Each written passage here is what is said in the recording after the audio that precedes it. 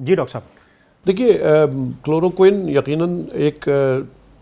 Possible treatment کے طور پر سامنے آئی ہے، اور اس کا جو فی الحال کی جو ریکمنڈیشن ہے وہ یہ ہے کہ لوگ انفرادی طور پہ اس کو استعمال نہ کریں. اداروں کے اندر ایک پروٹوکولز بنا کر اگر اس کو، کیونکہ ایک واحد دوا نہیں ہے، اس کے علاوہ بھی دوائیں ہیں جو کہ سامنے آ رہی ہیں پاسبل ٹریٹمنٹ کے طور پہ، جس میں اینٹی وائرل ڈرگز ہیں، بایولوجکس ہیں، امیونوگلوبولنز ہیں، مختلف کیٹیگریز ہیں، میں نام نہیں لے رہا، دواؤں کے کیٹیگریز ہیں جو کہ سامنے آئی ہیں. تو ان کو ان کی ایویلیویشن ایک تحقیقی طور پر ضروری ہے، اور جہاں ان کا استعمال ہو اس کو پھر فالو کر کے بھی دیکھنا ضروری ہے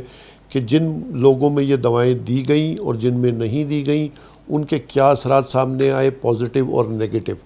تو یقیناً ایک پاسبل ٹریٹمنٹ ہے، لیکن جو ہماری ریکمنڈیشن ہے وہ یہی ہے کہ انفرادی طور پر لوگ استعمال نہ کریں.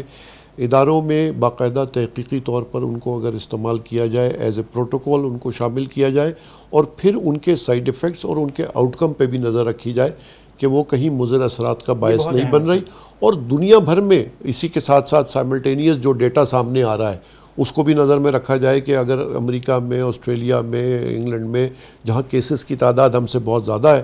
وہاں جو یہ دوائیں استعمال ہو رہی ہیں، کون سی دوا استعمال ہوئی ہے، کس ڈوز میں ہوئی ہے، اور اس کے کیا اثرات پازیٹیو یا نیگیٹو سامنے آئے. ڈاکٹر صاحب، امیونٹی پہ آپ نے تذکرہ کیا کہ امیونٹی یا قوت مدافعت بھی ایک ریزن ہے جس کی وجہ سے الحمدللہ کووڈ کی وہ صورتحال پاکستان یا اس جیسے ممالک میں نظر نہیں آتی. پیسیو امیونٹی کیا ہے ڈاکٹر صاحب؟ تھوڑا تفصیل سے بتائیے گا. پیسیو امیونٹی کا بھی کانسیپٹ ظاہر ہے کہ آج کل جو اس وقت سامنے آیا ہے وہ یہ ہے کہ جب اینٹی باڈیز ہمارے یہاں کسی چیز کے خلاف بن جاتی ہیں ہمارے جسم میں، چاہے وہ نیچرل طریقے سے ہو یا امیونائزیشن سے ہو، تو وہ اینٹی باڈیز لے کر اگر ہم کسی دوسرے میں ٹرانسفر کر دیں تو یہ پیسیو امیونٹی. ایکٹیو امیونٹی تو یہی ہے کہ ہمارا اپنا جسم وہ اینٹی باڈی بنا رہا ہو، چاہے وہ ویکسین کے ذریعے ہو یا بیماری کے ذریعے ہو. تو اگر ہمارے جسم میں اینٹی باڈیز بن رہی ہیں تو وہ ایکٹیو امیونٹی ہے.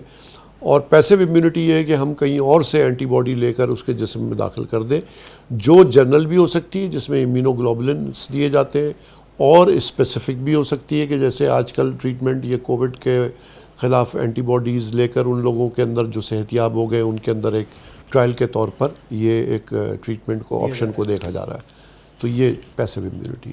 ٹھیک ہے ڈاکٹر صاحب، میرا آخری سوال یہ ہوگا کہ جی سیریبل ملیریا کیا ہوتا ہے؟ اس پر تھوڑی سی روشنی ڈالیے گا ڈاکٹر صاحب. سیریبل ملیریا جیسے ہم نے کہا کہ ایک تو پلازموڈیم فیلسیپیرم سے ہی ہوتا ہے، وائیویکس سے نہیں ہوتا، کیونکہ یہ جو کمپلیکیشن ہے سیویئر وہ فیلسیپیرم کی ہے.